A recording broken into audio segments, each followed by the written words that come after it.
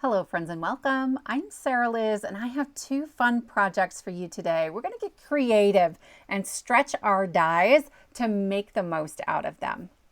I am in love with this zip gift tag die set, and so this is a tag I made in a different video, and I used only the supplies that are in the zip tag die set.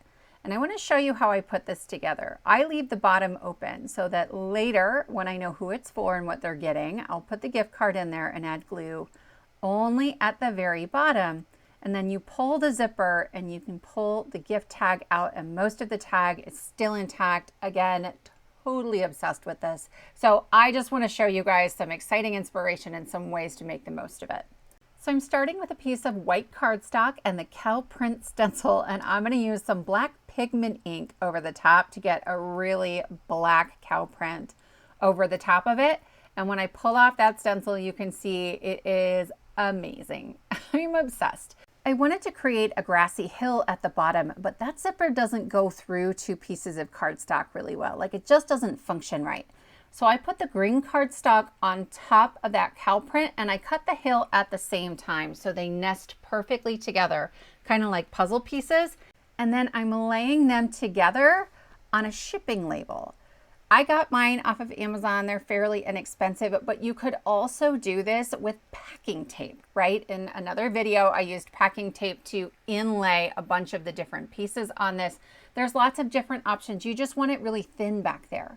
So I've put my tag on top of my panel, and then here's the little zipper, and I'm taping it into place because sometimes it shifts on me while I'm running it through my die cutting machine. Then this is the Carton Companion stamp set. I love this thing. And I'm gonna stamp our little cow. I wasn't thinking ahead of time that I maybe wanted to add a little color to this. I would have used a different ink, or at least at first a different ink, because I am going to color in her nose and udders and then part of her tail with some alcohol markers.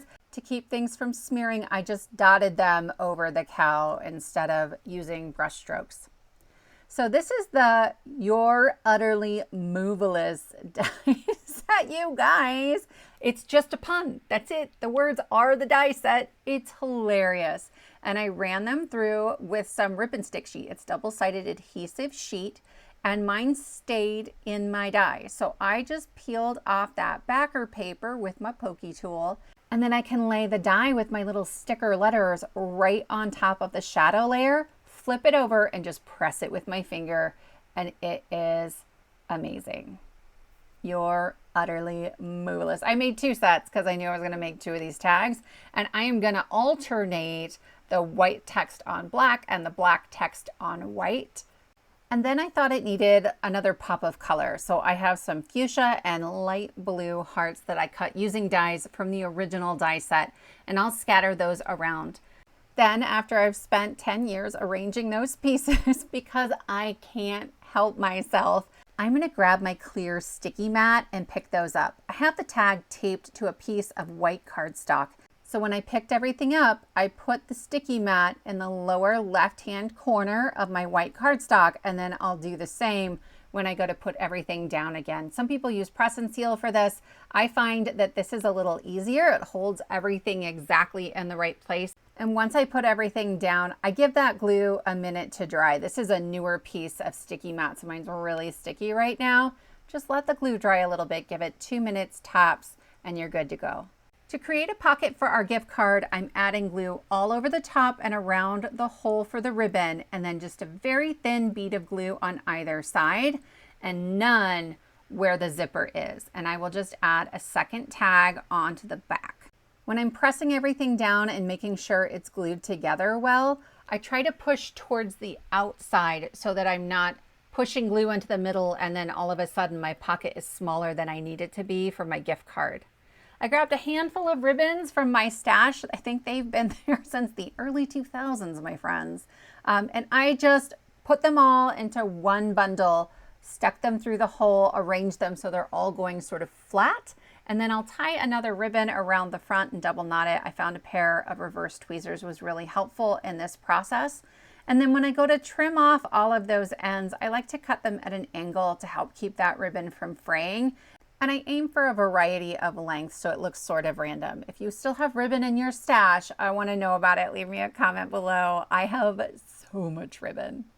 All right, my friends, that finishes tag number 1. It really stretches the ability to layer up cardstock on that tag. For the second one, we are using a vanilla or cream colored tag, and I'm gonna add a little bit of distress ink around the outside because we're making a pizza. We are going to do just a little bit of fussy cutting here. I have 2 pieces. The red one is 2 3/4 by 3 inches, and the cream is 2 3/8 by 2 3/4. And we're going to do some very easy, very forgiving fussy cutting. I am just going around each of these rectangles gently with my scissors and removing a slightly wonky strip. Okay, so I have sauce and then I have cheese. Last winter, I think in January, Trinity came out with the Every Pizza Me stamp set and coordinating die set. And you can use them with the circle shaped card die to make a pizza. But I was like, we can make the tag a pizza. We can use all of these toppings and stretch them to get another look. So here's my stamp set, right? It's not very big. It means the price point is really great. And I'm just gonna put that in my mini Misty. I'm stamping this quickly just onto some scratch paper. I don't know why I did it this way, you guys, except that I had already die cut this piece and I was like, I will use it. So if your craft room is like mine, where nothing goes to waste, here's how you can use it. I lined up the negative so that the sentiment was perfectly centered in there. And then I'll just pop that die cut in there. And when I stamp onto it, I know it's gonna be perfectly placed. I'm using VersaFine Onyx Black ink for this one because I know a lot of times it will pull up and kind of stick to the stamp, and I didn't want to have to do it twice. So I'm going to begin assembling my pizza. I'm adding some wet glue onto the back of my sauce, and then I'll do the same with my cheese. If I was going to make this again, I might do what I did on the first tag and create a black strip down at the bottom so that the pizza part itself was really more of a short rectangle, but this works too. I have a whole bunch of those pieces left over from the last time I made a pizza with this set, right? Nothing goes to waste. And I am just going to scatter my toppings. I have my sentiment on top there because I'm not going to add them where you're not going to see them. Like there's no need for that. And then I'm grabbing my sticky mat again. I just put it in the bottom left-hand corner of my tag. And then these pieces are really small and they're overlapping. So a lot of them aren't making great contact with the sticky mat. So I find it easier to flip everything over and pull the tag off instead of trying to pull the sticky mat up and flip it without losing anything. I'll add my glue all over and the tag back down into that same corner, give it a minute to dry, and then I'll come back to it and gently peel everything up. The die set includes some olives and they're teeny tiny, so I backed those with some rip and stick sheet and I just turned them into stickers. This was so much easier than trying to add glue onto the backs of all of those and then worrying about whether or not the glue would show. So we're going to finish this tag, but when it's done, I'm going to change my mind and I'm going to show you that process too. Off camera, I added my sentiment on there with some foam, mostly because there's a ton of texture in the background, and that's just a single piece of cardstock with my sentiment. Then I grabbed a whole bunch of ribbon in different colors and textures. We've got polka dots and some glitter and just fun different things. I like a variety of textures in there. And I'll tie those off with some twine on this one. I didn't even make a dent in my stash, you guys, like not even a little bit. I made 4 tags. I'll use my reverse tweezers to help me get that knot, and then I'll cut the ends kind of short and I'll add a dot of glue onto that knot to finish everything off.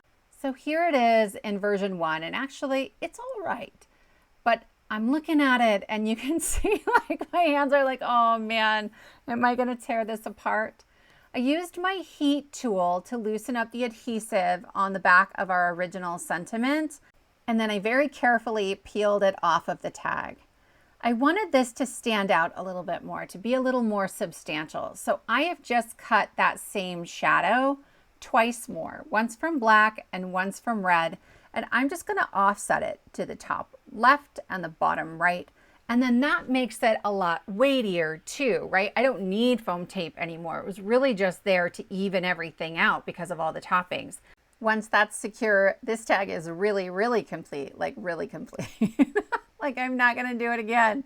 So I'm going to give you one more close-up look of the 2 tags that we made in today's video, but I'm also going to show you my original 2 tags.